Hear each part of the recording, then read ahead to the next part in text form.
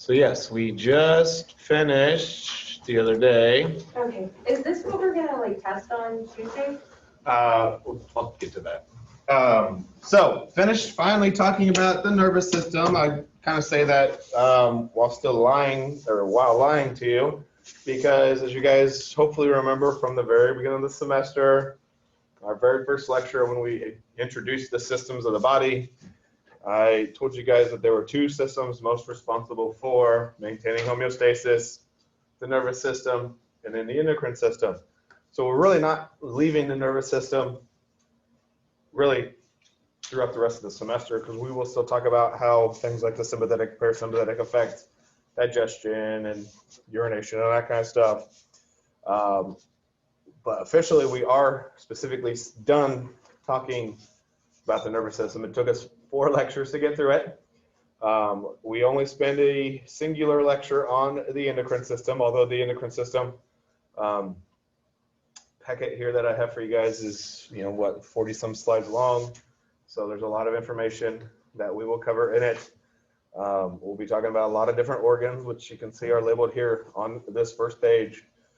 Some of them we don't really get into, like the skin, the small intestines, the kidneys at this point, but we will talk about some of those other organs later on the semester and the hormones that they produce. We'll focus mainly on the structures that you can see there that are what we call glands, like the thyroid and the parathyroids, pituitary, which we've mentioned before, pineal that we've mentioned before, along with things like the pancreas, the ovaries, the testes, adrenals, so on and so forth.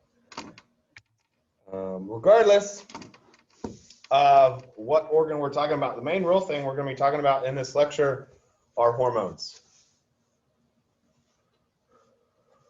So the endocrine system is composed of endocrine glands, release their hormones into the interstitial fluid that surrounds the secretory cells.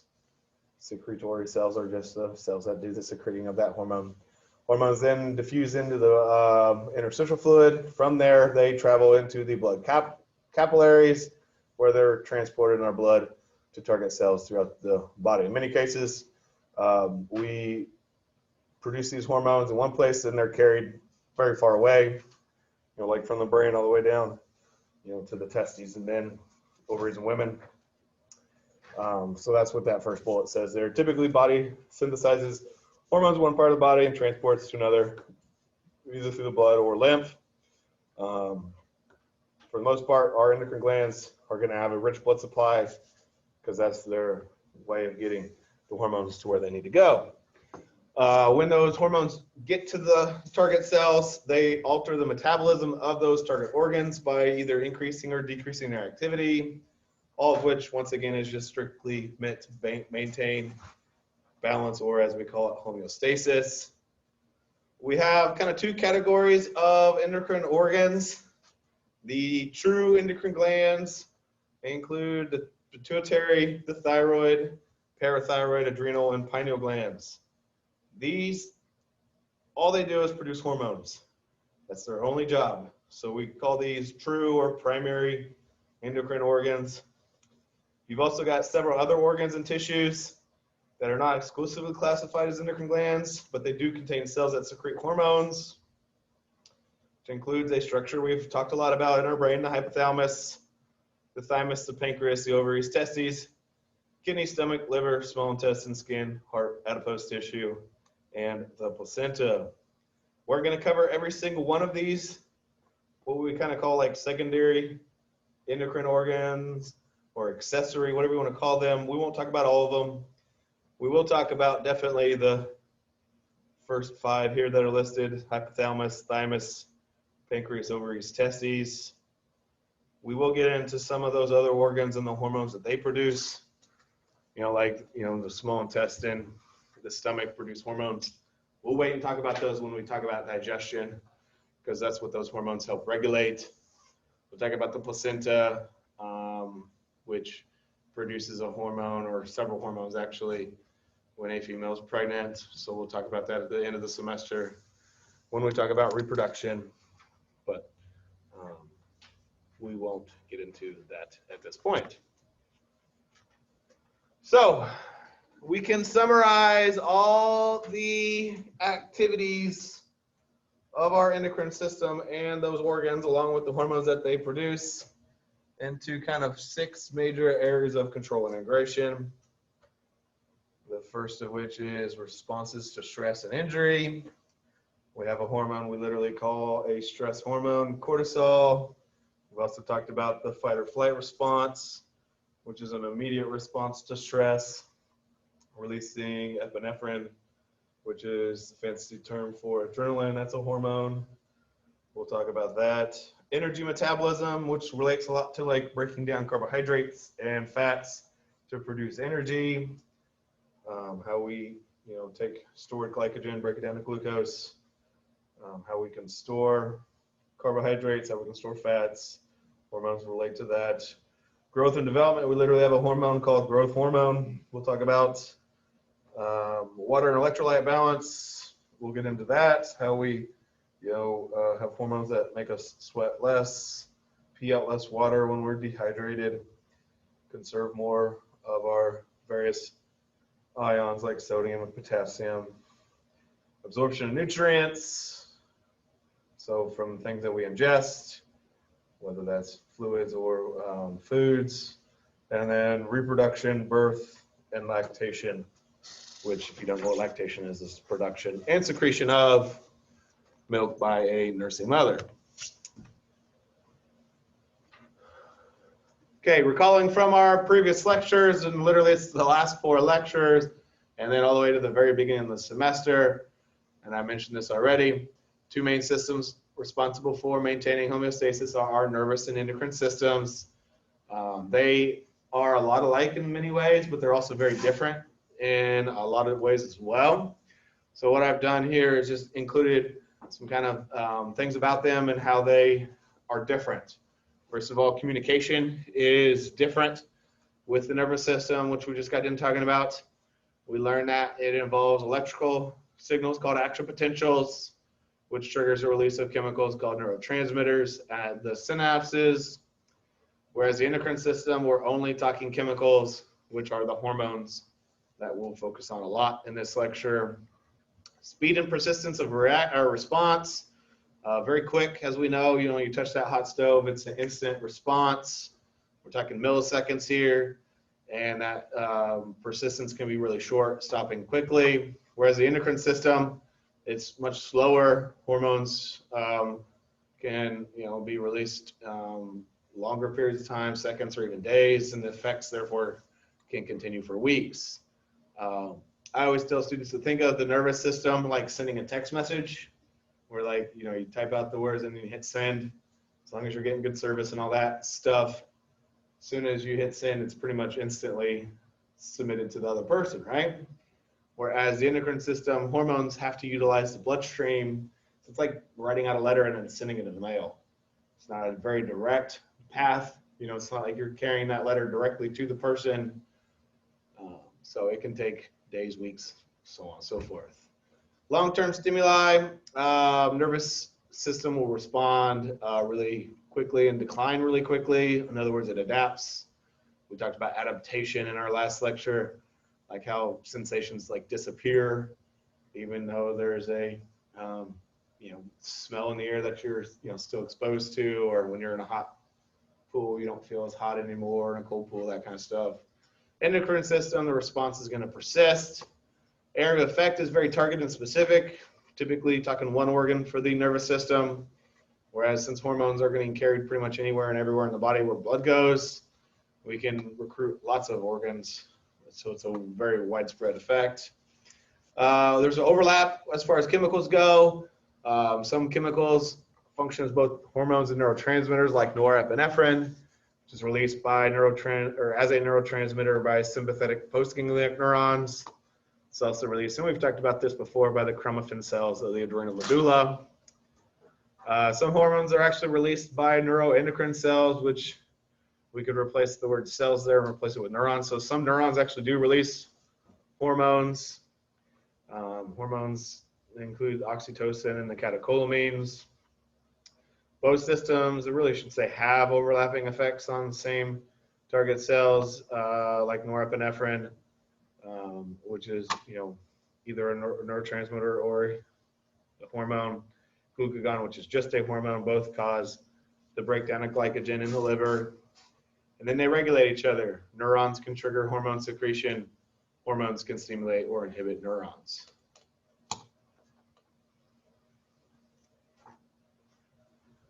All right, before we start talking about the individual hormones and what they specifically do, we have some kind of general stuff to talk about, some introductory stuff, how hormones work, that kind of stuff. So we'll start with this slide on hormone or activity, and just defining what a hormone is right out the gate.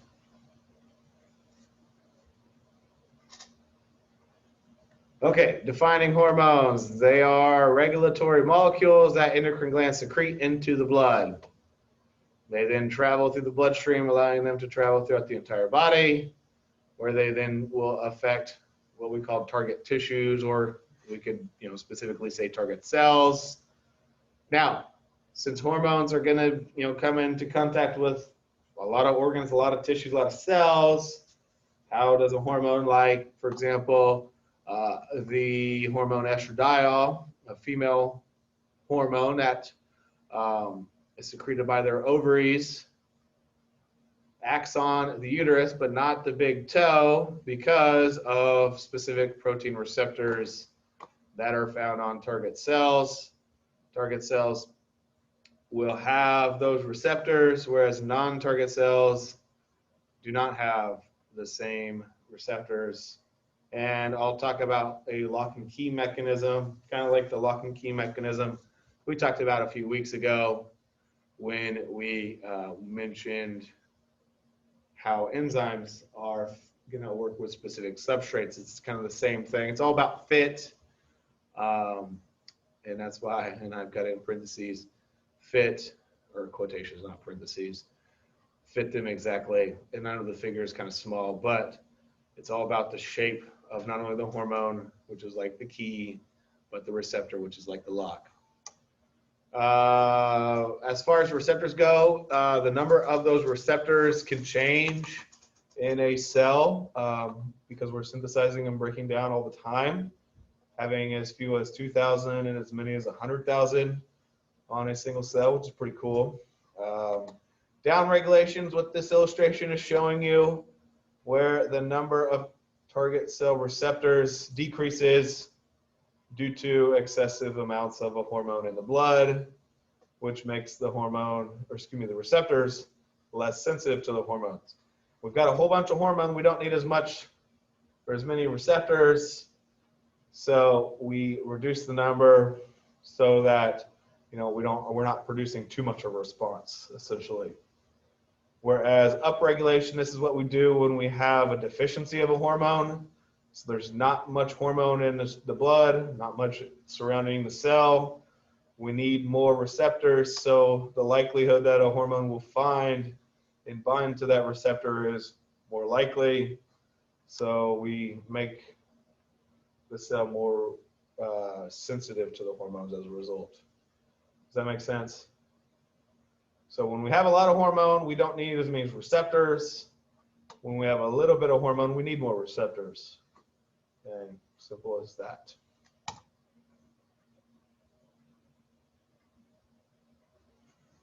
All right, our next, 4 or 5 slides, I think, are going to discuss the different classifications of hormones. This slide specifically details the way that we classify hormones based on their method of circulation in our body fluids. The primary type of hormones that we have, and I would highlight this phrase here, most hormones are circulating. And that's the type that I've been mentioning, released by a secretory or endocrine cell here into the interstitial space and then picked up by the blood, where then the blood carries that hormone to distant target cells. Okay. Circulating hormones may linger in the blood, exerting their effects for a few minutes or occasionally a few hours. Over time, they're inactivated by our liver and excreted by the kidneys. Although if you have kidney or liver failure, it can lead to excess levels of these hormones in the blood, which can be dangerous because we might not want the response continuing in our body. Local hormones are what we're showing with these kind of three images at the bottom. There's two pictures. These two go together, and this is a separate picture. Local hormones, it's pretty simple. Act locally on either themselves or a nearby neighbor. They do not use the bloodstream. Two types of local hormones exist. Paracrine, where they're released by a cell, travel through the interstitial space, don't jump in the blood like are circulating, where they then target a nearby neighboring cell. Examples of paracrines would be what we call the prostaglandins. This is not no as in like yes and no. NO is actually what that is, nitric oxide, which is a local hormone that we'll talk about a little bit, not much this semester. Autocrine, if you remember, auto, that prefix means self. That tells you that this hormone is released by a cell, and then that cell is acted upon by that same hormone. So the hormone acts on itself, essentially. Cell is targeting its own self. Now, both paracrine and autocrine, both those are local hormones, and local hormones are typically pretty short-lived because they're inactivated quickly. We won't talk much about local hormones in this lecture. I think there's just one slide specifically dedicated to local hormones. So the majority of this lecture is all about circulating hormones. Yeah. So that's one way to classify hormones. There is another way to classify hormones, and it's based on what they're soluble in.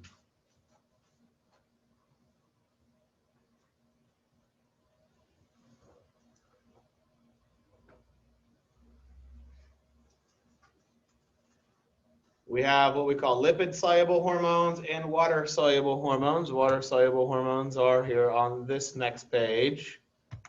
The key when we use the word soluble, essentially you can think of like dissolves in when you use the term soluble. So water-soluble, it dissolves in water.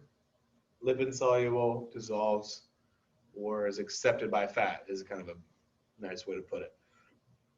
Lipid-soluble hormones, a key with them is that they have to use transport proteins, like this blue thing that looks like a big C, when carried by the blood. And that's because we haven't talked much about the blood before, but we have mentioned before that within our blood is a lot of water. Now, if we think back to when we talked about water and lipids, remember lipids are fats, we learned that fats generally don't care so much for water, do they? Okay, so these lipid-soluble hormones, which like fats, and in some cases like the steroids are actually a type of fat, they aren't going to get along too well with the blood because the blood is loaded with water. So these lipid-soluble hormones have to use, and I kind of think of it like an Uber or a taxi, carrying that hormone through the bloodstream. As you notice, this illustration shows water-soluble hormone next door is not being carried. They can circulate what we call the free form, in other words, not attached to other molecules. They don't need a transport protein. Three types of lipid-soluble hormones exist. Steroids, synthesized for the principal steroid cholesterol. That's actually what one of these, whatever this one is, inside of the transport protein is showing you. Examples of those would be estrogen, testosterone, progesterone, very important sex hormones in men for testosterone, estrogen, progesterone in women. Each of these steroid hormones is unique due to the presence of different chemical groups attached at various sites on the four rings of the core of its structure. So we'll get into this next sentence that states they're lipid soluble, meaning that they can easily pass through the plasma membrane of a target cells. Talk about that here in a second. Thyroid hormones, there's two of those, T3 and T4. both of which are derived from tyrosine, a nonpolar amino acid. They're also the only hormones that include iodine as part of its structure. And then there's that NO I was mentioning, nitric oxide, which is both a hormone and a neurotransmitter, and is synthesized by the enzyme nitric oxide synthase. I won't really get into nitric oxide much this semester. Really, we'll talk in this lecture, especially about the thyroid hormones and the steroids. Now, as far as the exam goes, yes, I want you to know, the thyroid hormones, the steroid hormones, the nitric oxide, those are all lipid soluble. But I'm not going to ask you to know, like, specifically that T3 is a lipid soluble, T4 is lipid soluble, progesterone. I'm not going to get that specific with it. So just know the 3 categories. You'll also want to know the 3 categories of the water soluble hormones, which are going to freely travel through our blood, as I showed you and talked about on that previous page. 3 categories include the amine hormones, which are formed by decarboxylating, which is a fancy word. That means removing a carbon dioxide molecule from certain amino acids. We call them amines because they retain the amino group of that original amino acid. Includes epinephrine, norepinephrine, which we've mentioned before, dopamine, that we've mentioned before. We won't really talk too much about histamine, serotonin. We will talk about melatonin, which we've talked about before. That's our hormone that helps regulate our sleep-wake cycle. There's peptide/protein hormones, which are just polymers of amino acid, so chains of amino acids. Depends on how long the amino acid chain is. That determines whether it's a peptide or a protein. If it's 3 to 49 chain or amino acid chain, it's a peptide. If it's 50 to 200, it's a protein. Examples of peptides include ADH, antidiuretic hormone, oxytocin,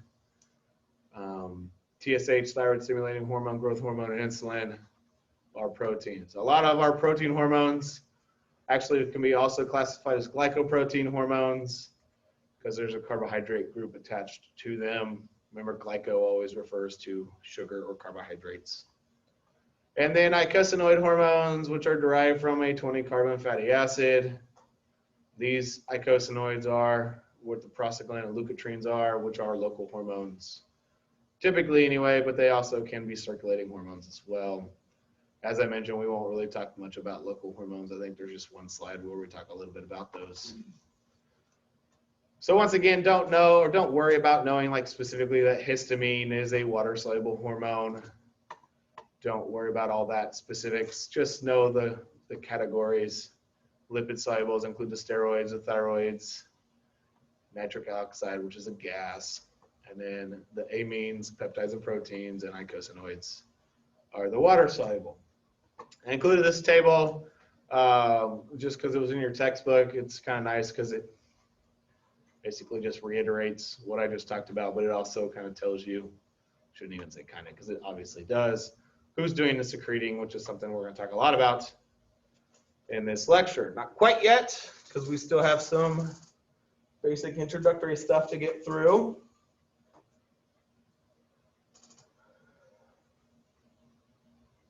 Which we will talk here for the next couple slides about how those lipid-soluble hormones and water-soluble hormones differ as far as the response that they produce when they get to the target cells. The reason you're not really, you don't care if we know like in the peptide protein hormones for the peptides, you don't want us to just know all that. No. Which goes with which, just know that. Yeah, so don't worry about, like, I'm not going to ask you to know, is epinephrine, is it a peptide or whatever, or any of that kind of stuff. I mean, I couldn't even tell you that right off the top of my head. I could probably think about it and figure it out.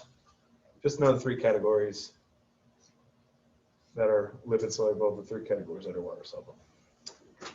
Okay, let's talk about how lipid soluble hormones work. Once again, these are the ones that have to utilize a transport protein, which I always think of like an Uber that carries those hormones in our blood to the target cell where they can leave the blood and then go to the target cell to produce a response.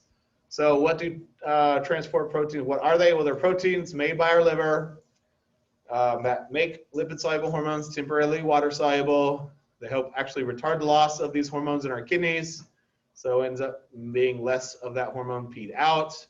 And they also help provide a ready reserve of these hormones in our bloodstream.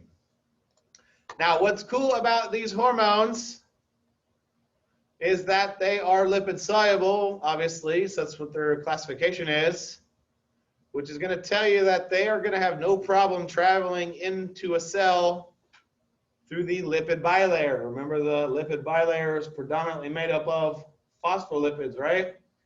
Those funky things we learned about a few weeks ago that had a head and two tails made up into two layers. Phospholipids are fats. Lipid-soluble things have no trouble passing through fats, like those phospholipids. So these hormones can travel directly into the blood, or not into the blood, from the blood, I mean, into the cell. Into the cell is a key, meaning that they're going to interact with receptors either inside the nucleus or within the cytosol around the nucleus. And they alter gene expression, which, if you think back a few weeks ago, I'm going to try something here. Gene expression, remember, is where we go from DNA to RNA to eventually proteins. And as we remember, hopefully anyway, proteins are responsible for just about any and everything that takes place in our body. Well, if I go back to my lecture, oops, I don't need to do that.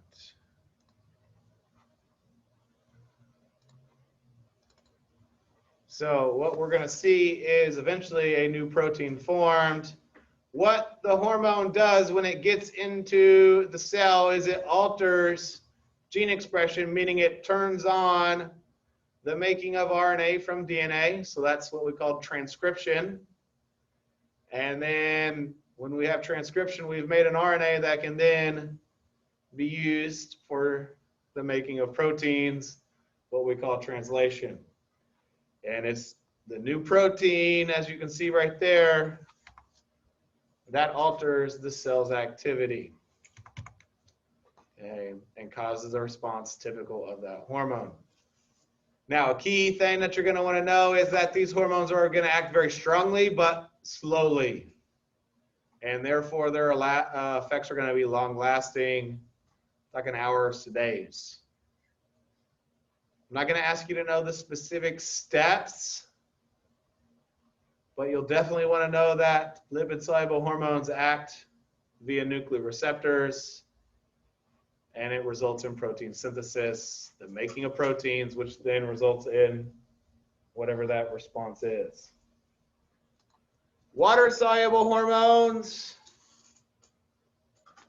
act differently than those lipid-soluble hormones. Once again, water-soluble hormones do not need a transport protein to travel through our blood. They don't need that Uber.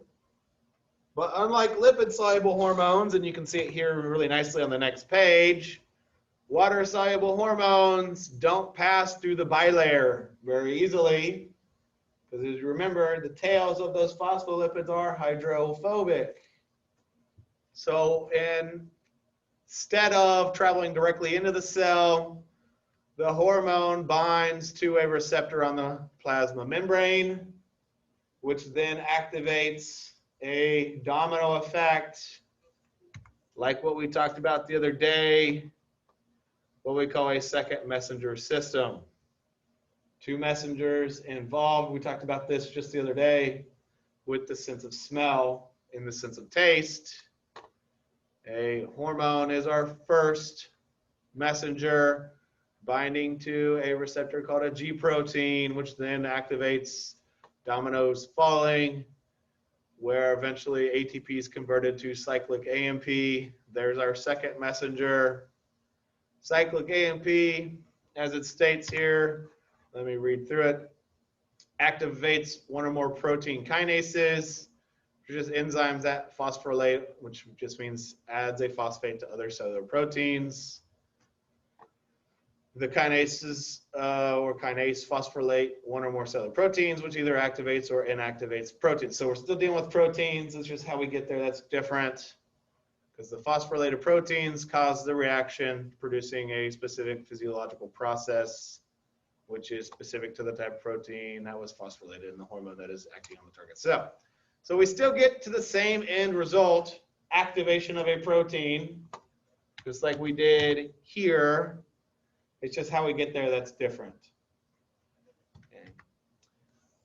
After a specific amount of time, cyclic AMP becomes inactivated by phosphodiesterase enzymes, which causes this response to be turned off unless a new hormone binds to the receptors on the plasma membrane again, which is why these are going to be very quickly acting and very short-lived hormones, which you'll want to highlight that sentence at the bottom there. So unlike lipid-soluble hormones, which produce a kind of continuous long-term effect, water-soluble hormones are quick and short-acting hormones. Make sense? So like I said, same thing. You're not going to have to know the 6 steps, but you're going to want to know that definitely water-soluble hormones utilize a second messenger system. We don't diffuse directly into the cell with water-soluble hormones. Instead, we bind that hormone to the first messenger, which is on the plasma membrane, which then activates that domino effect, which is the second messenger system.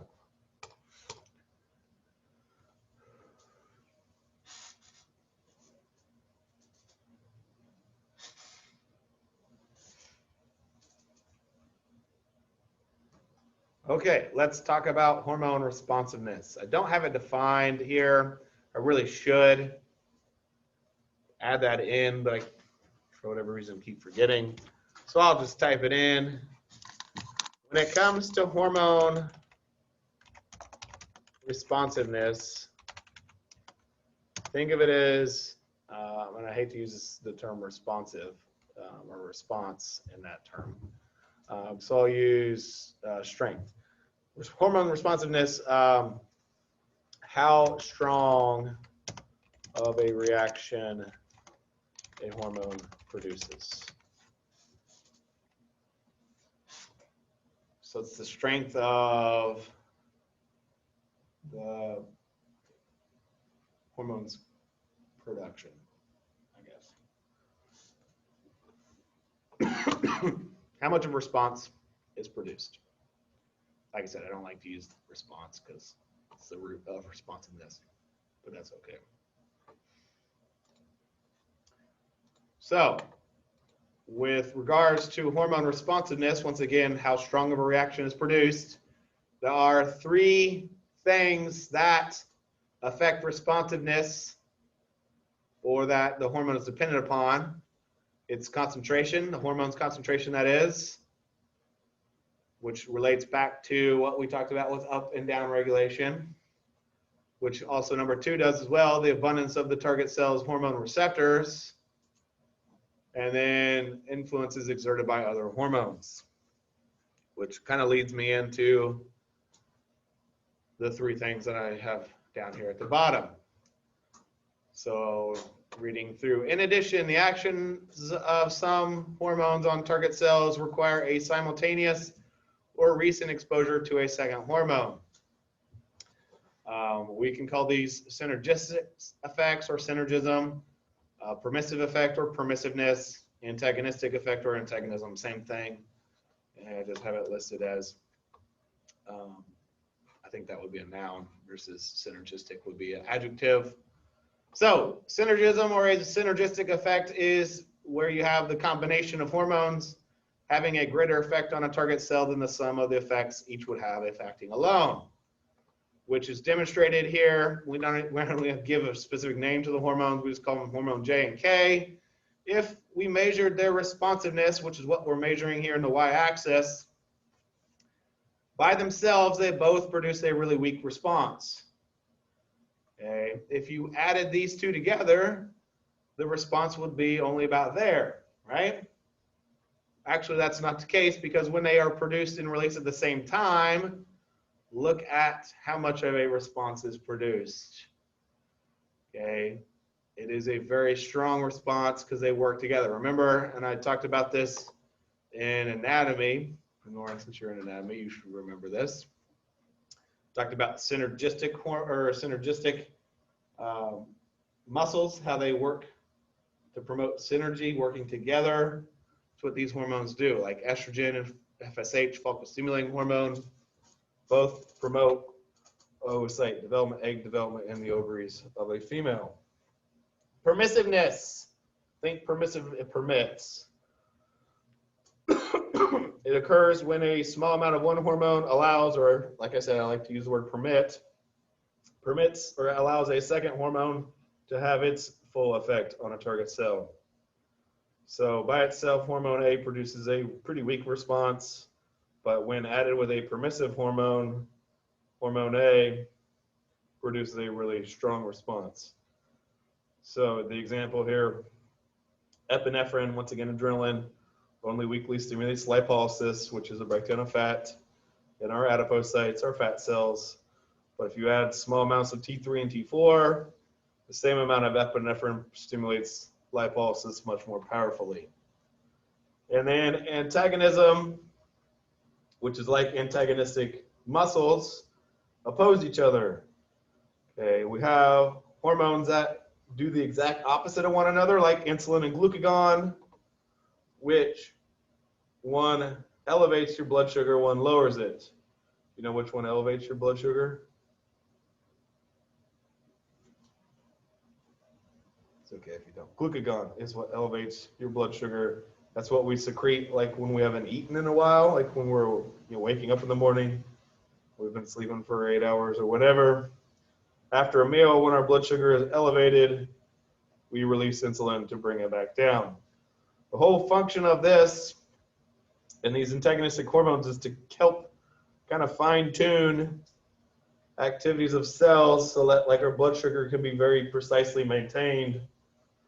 We see the same thing for like calcium with the parathyroid hormone and calcitonin, which we'll get into later in this lecture.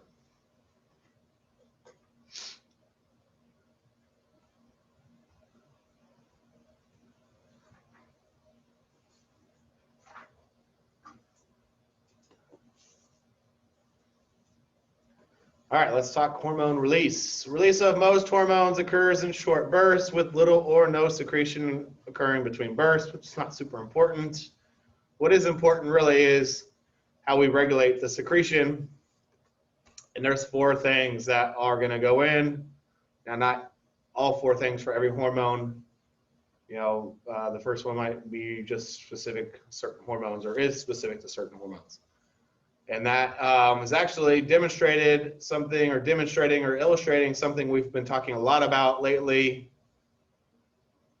and how I could really rewrite this to say the sympathetic nervous system triggers the adrenal medulla to release epi, norepi, and dopamine whenever we have that fight or flight response active. Excuse me. Whereas, and I just talked about an example of a chemical change in blood, how that can trigger the release of a hormone. Like when our blood sugar is low, we release glucagon to make it go up. Here they're showing calcium levels being low, which triggers the release of PTH, parathyroid hormone, from the parathyroid glands, which brings it back up. And notice here in our illustration, we also have a dotted line with an arrow pointing back, and it's labeled with a negative symbol. Same thing down here. Most of our regulatory systems involving hormones operate by negative feedback. Like calcium levels being low. We want to reverse that. Remember, opposite or inhibits when it comes to negative feedback. So we oppose that change, and therefore we bring it back up. So we respond by going in the opposite direction from low to high or elevated. There are some examples. Really, we will talk just about one, which we've talked about since the beginning of the semester, which is childbirth, involving a hormone called oxytocin. Positive feedback that involves stretching of the cervix when the baby's head starts to push down through the birth canal.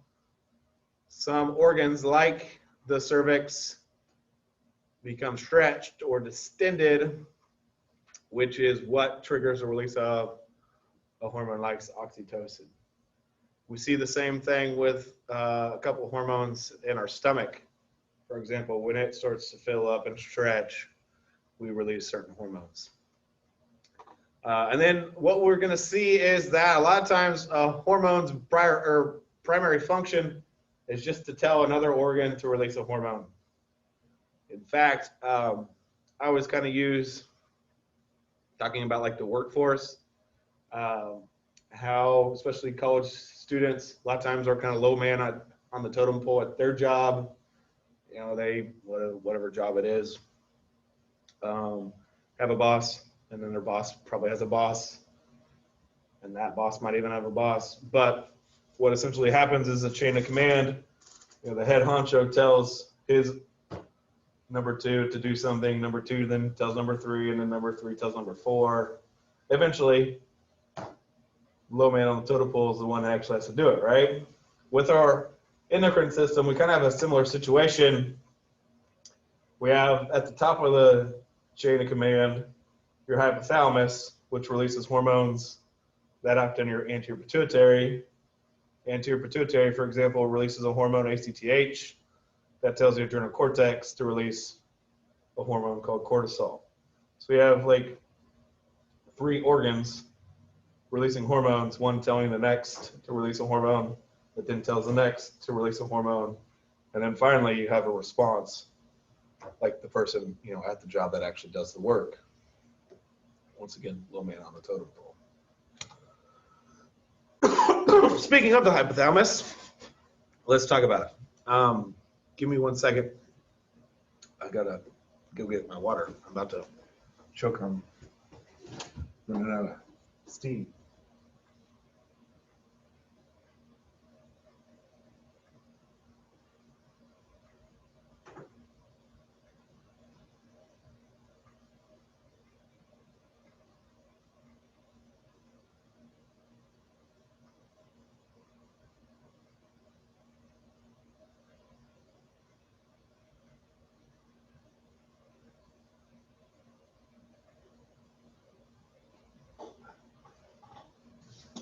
Sorry about that. I had to wet my whistle.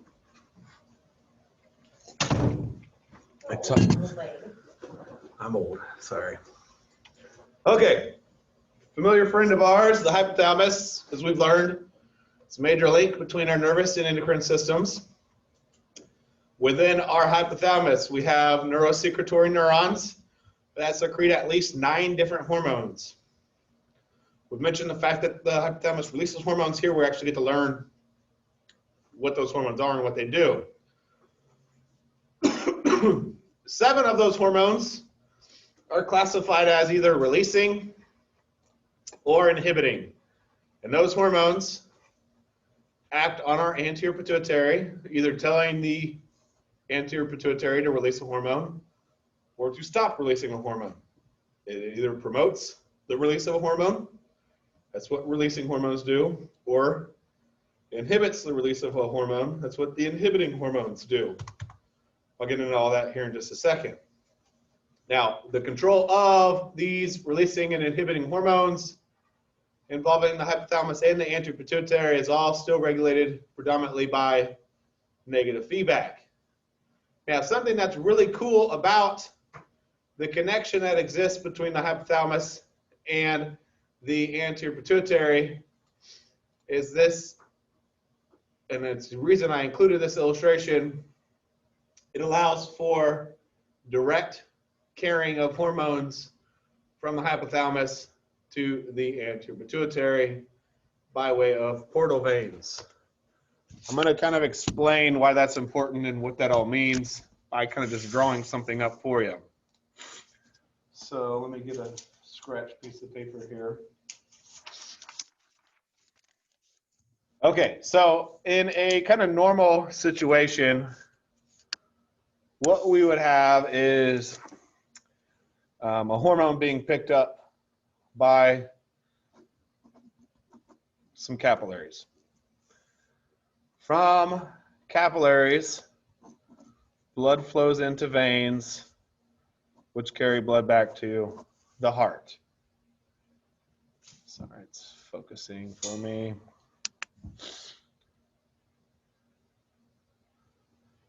From the heart, blood then flows out of your heart into capillaries, which are the vessels that carry blood to your capillaries. Which means that in a normal situation, to get a hormone from one organ to another, we have to carry that blood to the heart and then back out of the heart. Which would be really kind of stupid because the hypothalamus and the anterior pituitary are so close to one another. We utilize a portal connection. So this is a portal where we still involve the heart. I'll draw it this way. Pumping blood out into arteries. Same thing from there to capillaries. Once again, capillaries are where we pick up hormones and where hormones leave the blood. From capillaries, we're going to carry blood into one or a few portal veins, which allow for blood to be carried instead of back to the heart, like normal veins do, to another set of capillaries. And then we have the veins and then back to the heart. So what this allows for is like these capillaries could be in your anterior pituitary. Oh, shoot, I wrote it backwards. These would be your hypothalamus. These capillaries would be the anterior pituitary. So it allows for direct flow of blood from one organ to another without needing to return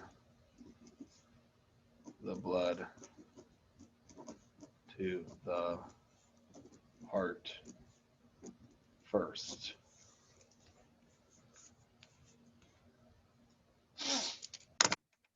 So it's just a direct connection between a capillary network and another capillary network. So hormones that are released here can go directly here. We don't have to transport those hormones to the heart first. Does that make sense? Now, there's two parts to the pituitary, the anterior lobe and the posterior lobe. Notice the posterior lobe does not have portal veins connecting it to the hypothalamus.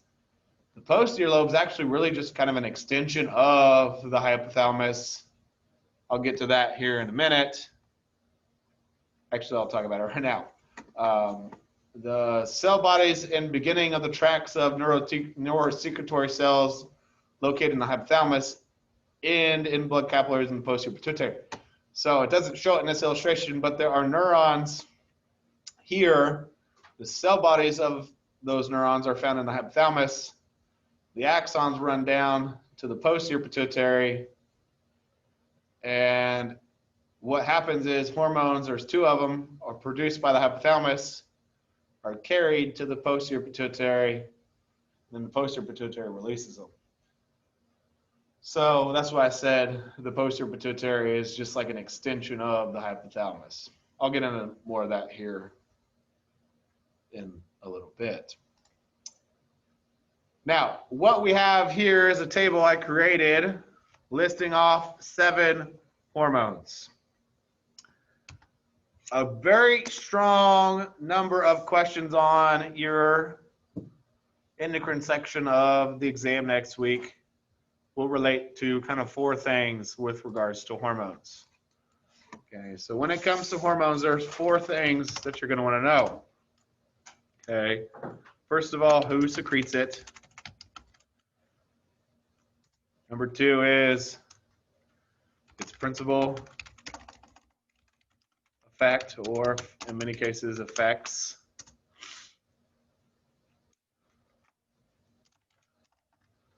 Who does it target? What we mean is like target organs. And then its stimulus for secretion.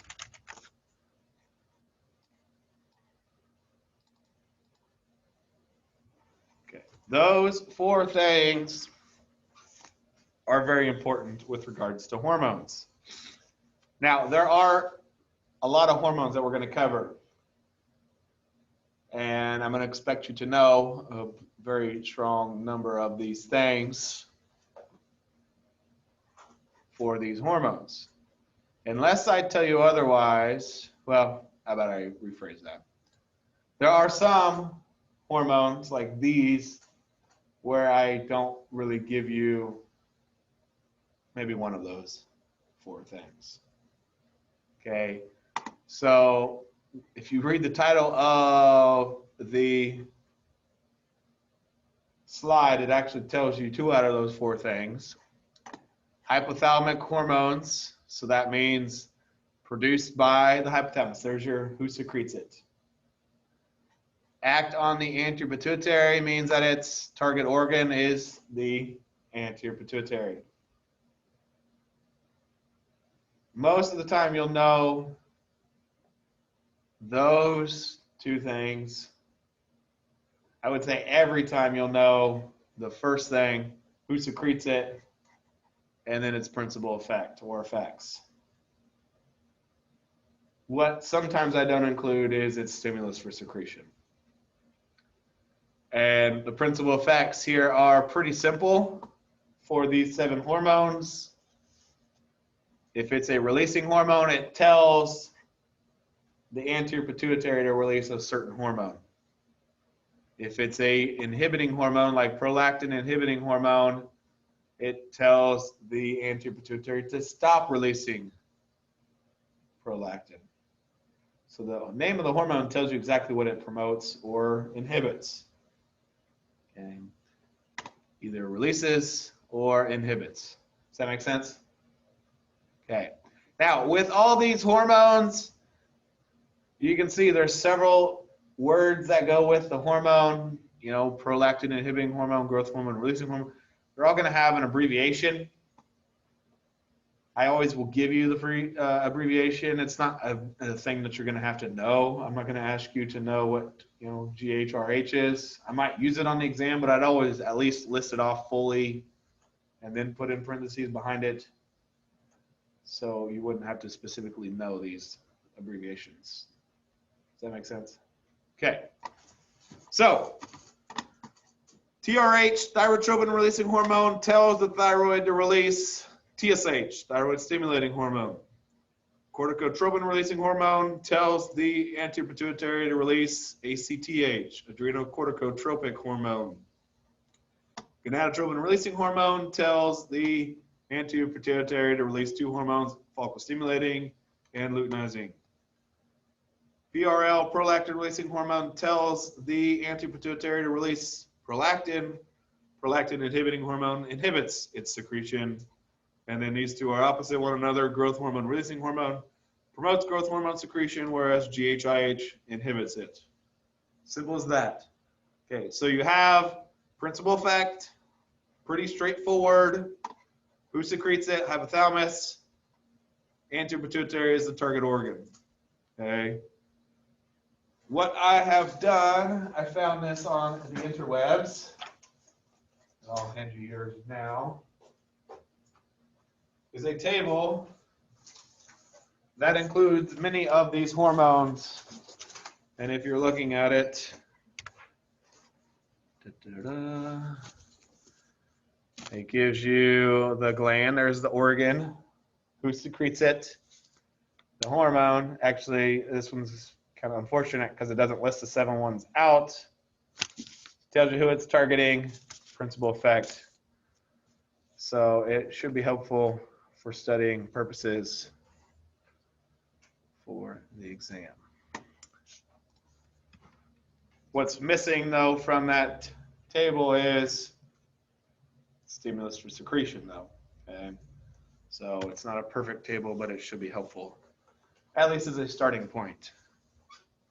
Okay, since we now know what hormones either promote or inhibit secretion of the anterior pituitary, we can then now talk about the anterior pituitary, which can be described as a true and major endocrine gland with profound actions in the body.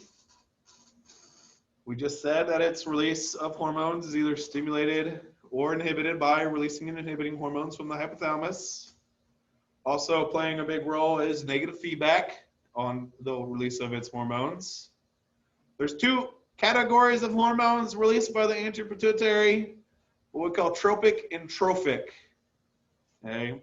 Tropic hormones act on other endocrine systems, meaning that they stimulate and regulate secretion of hormones by other systems. For example, I just mentioned thyroid stimulating hormone is a hormone of the anterior pituitary.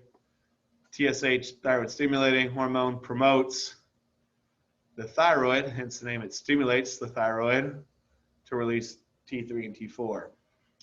Kind of once again demonstrating how sometimes we've got hormones that tell other, or sometimes we have glands that tell other glands to release a hormone. The ones that anterior pituitary do that thing, or do that, are called tropic hormones.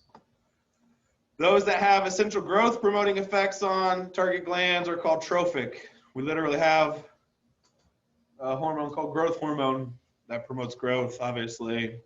That's an example of a trophic hormone.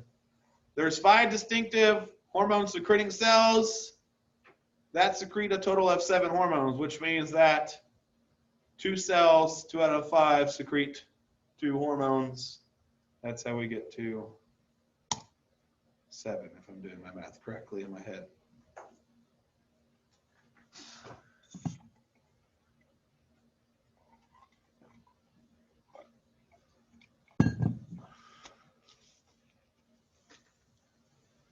Okay, we've got 4 out of our 7 hormones listed here on this page. A lot of information is listed for all of them. Here are the other 3. I'll get to those here in a second. We'll start with growth hormone, which is what I usually call it. It's also known as human growth hormone. Sometimes you'll see it listed as HGH. A lot of times I put the first letter in the H there as a lowercase for whatever reason. It's also known as somatotropin, which is kind of its fancier term. And the reason it's called somatotropin is it's released by cells called somatotrophs. Okay, I give you the fancier name for all these hormones when they have a fancier name. What is in bold is what I want you to know. Okay, so growth hormone, abbreviated GH, stimulates growth, right? Pretty straightforward, pretty common sense, right? But the way that it promotes growth is a little bit backwards, or I shouldn't say backwards, but indirect. Doesn't directly promote growth, but it stimulates the secretion of what we call growth factors that actually do the promotion of growth. Okay, we call these insulin-like growth factors, IGFs, that promote growth. Growth hormone also regulates aspects of metabolism. I mentioned earlier it's called somatotropin because it's released by somatotrophs. In response, so this is telling you stimulus for secretion directly is the release of GRH from the hypothalamus, growth hormone releasing hormone. I should say GRH. GHRH, growth hormone releasing hormone. That's the most direct stimulus for secretion. It's also released in response to hypoglycemia, which is a fancy way to describe low blood glucose or low blood sugar. Remember, hypo means low. It's also secreted in response to decreased fatty acids and increased amino acids in our blood. We secrete it when we're in a deep sleep state, whenever that fight or flight sympathetic nervous system is active, and the release of other hormones like cortisol, glucagon, estrogens, and insulin. So there's a lot of stimuli for secretion actually for growth hormone. The most prominent, most direct is though GHRH, growth hormone releasing hormone. That's the one I would probably focus on the most for stimulus for secretion. TSH, thyroid stimulating hormone, is going to tell you exactly what it does. It stimulates the thyroid to release two hormones, T3 and T4. We collectively just call those the thyroid hormones. It's also known as thyrotropin, and that's because it's released by thyrotrophs, the cells of the hypothalamus or anterior pituitary. We secrete it in response to TRH from the hypothalamus. Thyrotropin releasing hormone tells the anterior pituitary to release TSH. We also secrete it in response to low T3 or T4 or T4, or when our metabolic rates are low. And that's because T3 and T4, as we'll find out, stimulate increases in metabolism. So we want to oppose that negative feedback again. Triggers the release of TSH. FSH, follicle stimulating hormone, stimulates two different things because it's a hormone that acts on the reproductive system, and men have a different reproductive system than a female have, or females have. So in women, FSH tells the ovaries, it stimulates the ovaries to initiate development of the oocytes, which are the eggs growing in what we call ovarian follicles, and stimulates the follicular cells in the ovaries to secrete estrogens. In men, it stimulates the testes to promote testosterone production. Okay. FSH and LH are both reproductive hormones that we'll talk a lot more about later when we talk about the testes and the ovaries, when we talk about reproduction. Collectively, these hormones are known as gonadotropins, released by gonadotrophs in response to gonadotropin-releasing hormone from the hypothalamus. So this hormone from the hypothalamus, GRH, promotes the secretion of both of these two hormones. So there's a stimulus for secretion for two different things. Two different hormones share the same stimulus for secretion.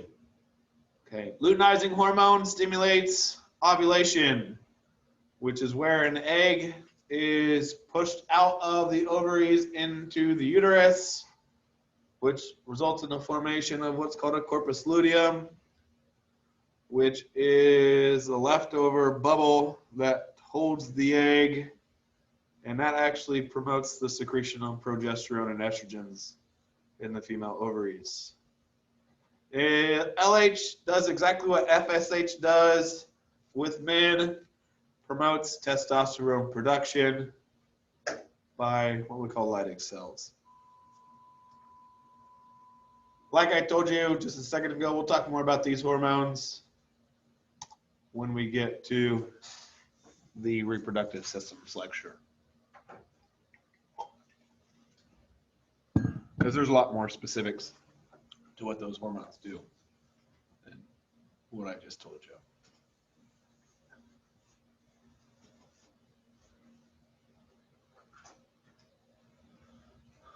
Okay, our next hormone promotes lactation. It's really the way I always tell students to think of it. Prolactin promotes lactation. Lactation is the secretion of milk from the mammary glands in nursing mothers, right? Prolactins secreted by cells of the anteropituitary called lactotrophs. Stimulus for secretion is during pregnancy and after, specifically by prolactin releasing hormone from the hypothalamus. Obviously, men do not lactate, so there's still a lot of research being done to find out if it does anything in men. They do know that if a man secretes too much of it, it can cause erectile dysfunction. Hypersecretion means high secretion. Adrenocorticotropic. If you break down that word into the parts, adreno for adrenal, cortico for cortex. That's what it stimulates. Okay, the tropic part because it's a tropic hormone, which we talked about just a second ago. It tells the adrenal cortex to release what we call glucocorticoids. Glucocorticoids are a class of hormones we'll discuss later in the lecture. The cells of the anteropituitary release it are called corticotrophs. And so that's why it's called corticotropin as well, but you just need to know it as ACTH, adrenocorticotropic hormone. The principal glucocorticoid that we'll talk about later in this lecture is called cortisol, which is our stress hormone, which is why stress-related stimuli like hypoglycemia and physical trauma will stimulate the release of ACTH. But the most straightforward, most direct stimulus for secretion is corticotropin releasing hormone from the hypothalamus. Now, these corticotrophs, the cells that secrete ACTH, also secrete melanocyte stimulating hormone, which, you know, if you think about in anatomy, we talked about melanocytes that secrete melanin, which is found in our skin and gives us our skin pigment, whether we are, you know, certain color and why we tan and whatnot. We're not actually sure of the function of MSH, but receptors in the brain do suggest that it may influence brain activity, which doesn't relate at all to the skin.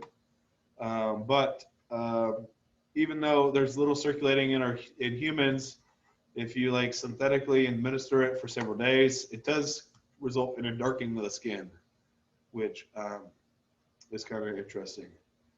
Once again, it's secreted by the same cells that secrete ACTH.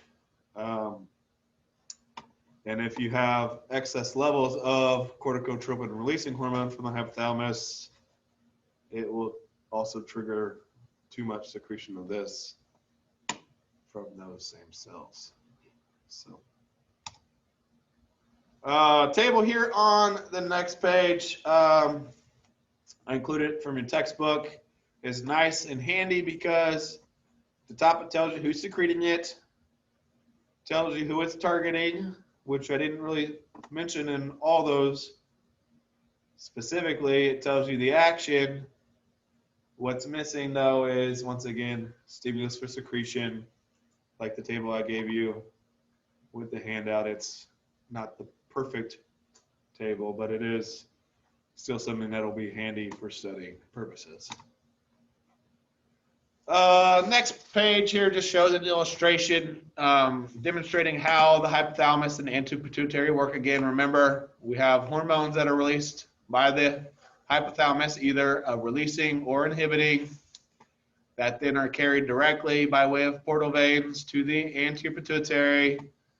Then those 5 different cells that we mentioned release the various hormones that we just went through, and it even shows the, once again, target organs for those different hormones.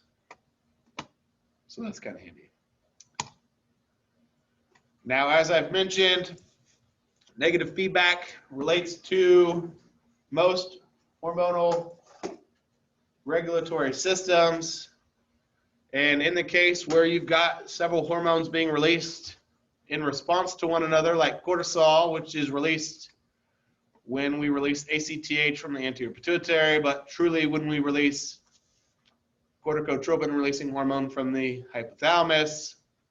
If cortisol levels go up, those elevated levels of cortisol will trigger the stoppage of ACTH release as well as CRH release from the hypothalamus. So feedback for these hormones can involve actually, feeding back to the two other organs, anterior pituitary and hypothalamus, where it really began, which is kind of cool.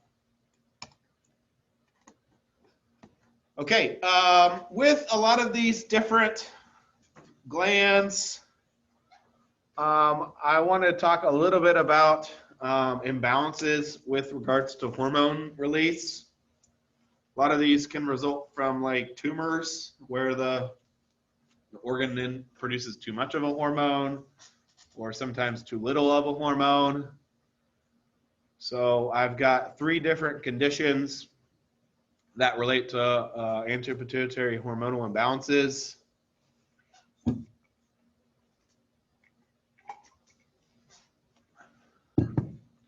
First, known as giantism. Also, you could describe that, I've seen it listed as gigantism, is going to occur in growing humans. Now, who are growing humans? Kids.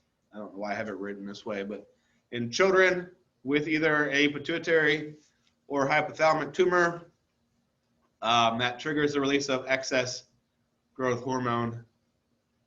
And this is what causes people to be tall. Not just tall, but insanely tall. Insanely big. Okay, Lauren, do you recognize who that is by chance?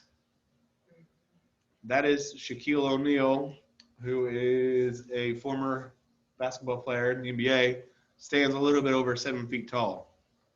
He's one of the biggest people on earth right now. Standing next to, not unfortunately still alive, but the longest, tallest known human, who is about 9 feet tall, according to, it looks like Shaquille is a little kid, right? Yeah, I thought I was a woman at first. Yes, this unfortunately is a condition that leads to a lot of health issues. It's not easy to like pump blood throughout the heart when you're that tall and that kind of stuff. Ever heard of Andre the Giant? There's a crazy picture. Let me see if I can find it. Andre the Giant had this.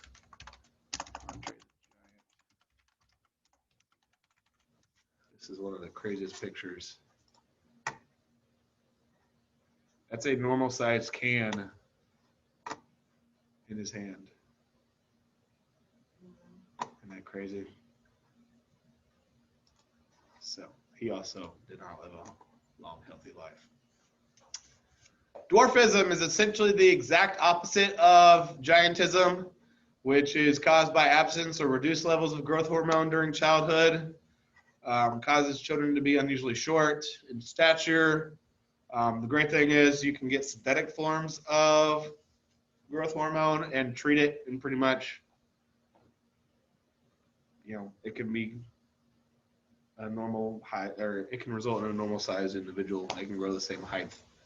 Now, this isn't the type of dwarfism that is genetically controlled, where it's completely unpreventable,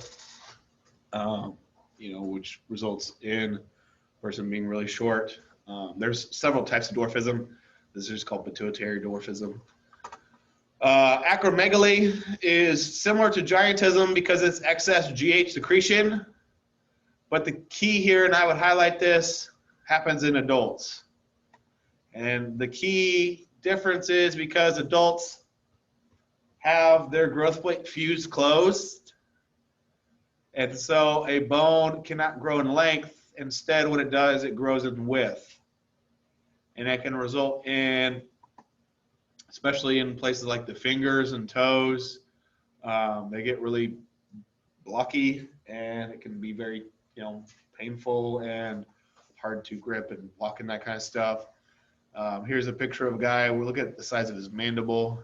You can lead to, a lot of times I see this big bulge in the forehead. It could also lead to various issues up and down the spine and the back. So not a wonderful condition by any means.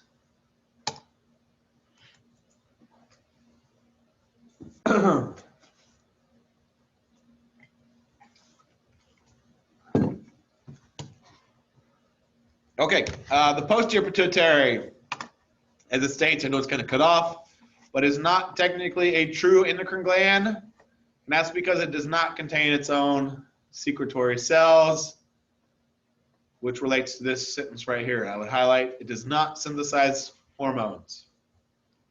Synthesize means it builds, creates, whatever. It's not going to synthesize its own hormones. What it does is it stores and releases hormones that were made by the hypothalamus. And I was talking about this earlier.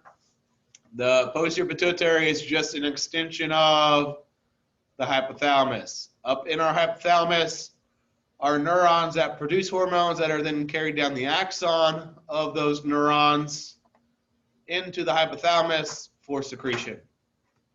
Okay. So these two hormones, actually one of which we've talked about before, are produced by the hypothalamus, but once again released by the posterior pituitary. Oxytocin is the hormone we've talked about with the feedback loop. That happens when a female is going through labor. It is the hormone that causes the contractions in the wall of the uterus in response to stretching of the cervix. Okay. It also acts during lactation. Lactation is where a female's breastfeeding. It promotes milk ejection from the mammary glands in response to mechanical stimulus provided by a suckling infant. When that baby is sucking on the nipple, receptors trigger the release of this hormone, and a result is the milk is ejected. So it's a little bit different than prolactin. Prolactin promotes the formation of milk, and then the ejection of the milk is oxytocin. This is kind of weird, but that's the way it is. Now, females that are not pregnant or breastfeeding also produce it. Same thing for men. Kind of the same thing with prolactin. We're not 100% sure what it does, but it may have to do with caretaking behaviors as well as feelings of sexual pleasure.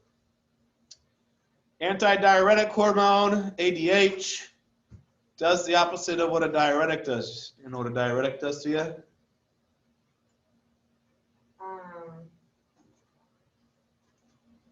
mean, I should. It flushes you out. Okay? Yeah. It makes you pee a whole bunch. Yeah, like Okay. Alcohol is a very prominent diuretic. pill for swelling. I was thinking, Yeah, you take it when you're swollen. Yep. And it explains why the more alcohol you drink, the more dehydrated, the worse hangover you're going to have. Okay. Antidiuretic it is what we release the day after a heavy night of drinking. It makes you pee out less water, so it decreases urine production, causes your kidneys to return more water to the blood. It is stimulated for release when our blood osmotic pressure increases.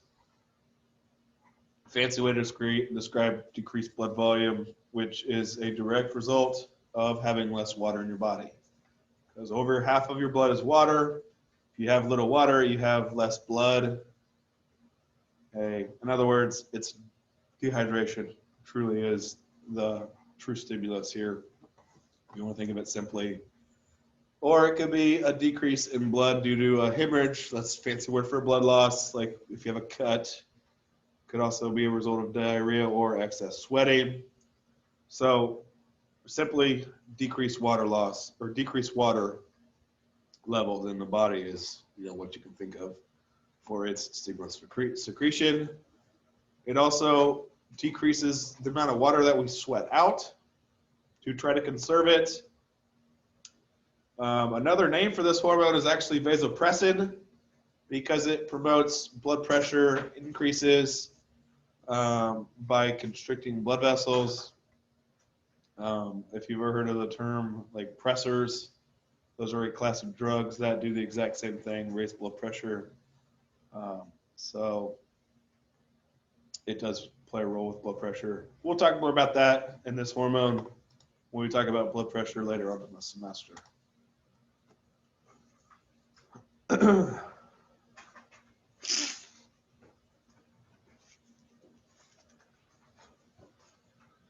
All right, our next structure of the thyroid, or of the endocrine system, is the thyroid. It's the largest endocrine gland, made up of sacs called thyroid follicles. And inside of each of those follicles is a protein-rich colloid, which is a fluid surrounded by a layer of what we call follicular cells. And within the follicles, we create and then secrete two main hormones, T3 and T4, which is the way you'll need to know it instead of its fancier full name, triiodithyronine and tetraiodithyronine. And you'll never have to know them that way. T4 is also known as thyroxine, which you'll see from time to time. But all I want you to know is T3 and T4. Principal effect, primary effect is, as it states, to increase our body's metabolic rate. BMR, basal metabolic rate, refers to increasing our chemical reaction speed. Okay. It does so by increasing the rate of oxygen consumption under standard or basal conditions when we are awake, at rest, and fasting, by stimulating the use of that oxygen to produce ATP. As we know, producing ATP, we haven't really talked about it, but that's a very complicated process that takes place inside the mitochondria of our cells, especially when oxygen is involved. That is a complicated process that requires a lot of chemical reactions. So that's how we increase metabolic rate, just by making more ATP. So whenever BMR increases, our metabolism, carbs, lipids, and proteins also increases. A second major effect of the thyroid hormones is to stimulate the sodium-potassium ATPase pumps, which use large amounts of ATP to eject sodium into the cytosol, or from the cytosol into the ECF, potassium into the cytosol, which is a process that causes our body temperature to go up, a process or phenomenon we call the calorogenic effect. This is something else besides shivering we do when we get cold. Okay. It's actually called non-shivering thermogenesis. Thermogenesis means to produce heat. Thermogenesis means to produce. So this is a way to produce heat inside our body without shivering. So what we've talked about since the beginning of the semester, a negative feedback loop involving temperature changes to the body. You know, when our body temperature drops, we said we shiver, right? We also do this. Okay. So we'll talk more about that later on in the semester. Thyroid hormones, T3 and T4, also stimulate the synthesis of proteins and the use of glucose and fatty acids for ATP production, enhance the action of catecholamine hormones, which is what epi and norepi are, and aids in accelerating body growth. For what you need to know, definitely focus on this and this as far as the principal effects. These are kind of secondary effects. Stimulus for secretion is what this is all about down here at the bottom. The most direct of which is thyrotropin releasing hormone from the hypothalamus, which triggers the release of TSH from the anterior pituitary. Okay. But any situation that increases ATP demand, like being in a cold environment, having hypoglycemia, low blood sugar, being at high altitude, pregnancy, can also stimulate the secretion of these hormones. Or just specifically having a low metabolic rate, because as it states, it increases metabolic rate. Now, something unique about the thyroid is that it is the only endocrine gland that stores up its hormones in large quantities. And it's a very complicated process in which we produce T3 and T4. It's a 8-step process, as you can see. Ultimately, what takes place is we pull iodide from our blood, pull it into the follicular cells. Here's what a follicular cell looks like. We then bring that, along with some other stuff, into the center of that follicle, into the center of that sac, which is where that fluid called colloid is. Okay. What we do is we form iodine molecules, I2, okay, and what we end up with are monos and dityrosanes, okay. Mono means 1, di means 2, right? Okay. Well, if you take a T1 and add a T2 to it, 1 plus 2 is 3. There's your T3. If you add 2 T2s together, 2 plus 2 is 4. There's where the T3 and T4 names come from, which we then transport back out of the cell and into the blood, where, since these are lipid soluble, have to be carried by a transport protein. As it states, 99% of them are transported that way. As far as the exam goes, and I really just kind of glanced over it, I'm not going to get you, specifics in this. In fact, don't worry about knowing this page. Super complicated, but kind of always just like to talk about how we get the two T3 and T4 hormones, where that comes from. Really quick, let's just talk about these thyroid hormone imbalances, and then we'll be done with T3 and T4.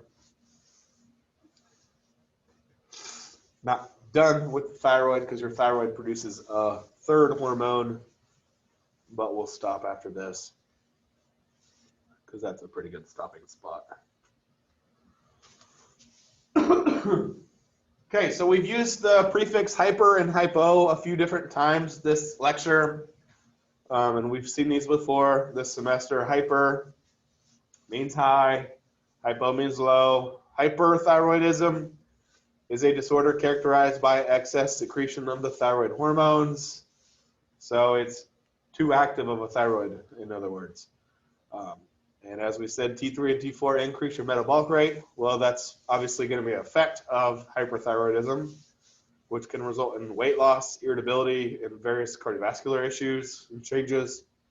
Happens a lot with people with Graves' disease, which is an autoimmune disease caused by abnormal antibodies against TSH receptors, resulting in excessive thyroid stimulation. Many individuals that suffer from Graves' disease also have what's called exophthalmos. If I pronounce that right, I can tell. But this is a peculiar form of edema, which happens a lot of times behind the eyes, which causes them to kind of bulge out. Okay. Some individuals often even have what's called a goiter, which is just a big old huge kind of grapefruit structure bulging out in their throat. The opposite of hyperthyroidism is hypothyroidism. Hypo means low, which is where the thyroid hormones are being not secreted enough, which can be a result of disorders relating not only with the thyroid, but all the way back to the pituitary or the hypothalamus. Okay. People with hypothyroidism a lot of times are overweight because their metabolic rate is so low. And that's, what burns your kind of free calories. If your metabolic rate is high, that is. If it's low, you're not getting that, that burning of the calories. Hypothyroidism also produces a syndrome of myxedema, which consists of thick skin, puffy or husky face, and coarse hair. Cretinism, which is more fancily known as congenital hypothyroidism, happens in infants and children. It's a deficiency of those same hormones. Results in dwarfed and mentally deficient children because of abnormal brain development. Anybody, you ever heard of somebody being called a cretin before? It's kind of a really terrible way to describe somebody if, it's kind of a old slang word for, something that was ugly or something like that. But, now you know what cretinism is. Really, it's kind of a really mean thing to say to somebody. So, okay, we'll stop here and we'll start with calcitonin, which is a third hormone that the thyroid produces in our next lecture.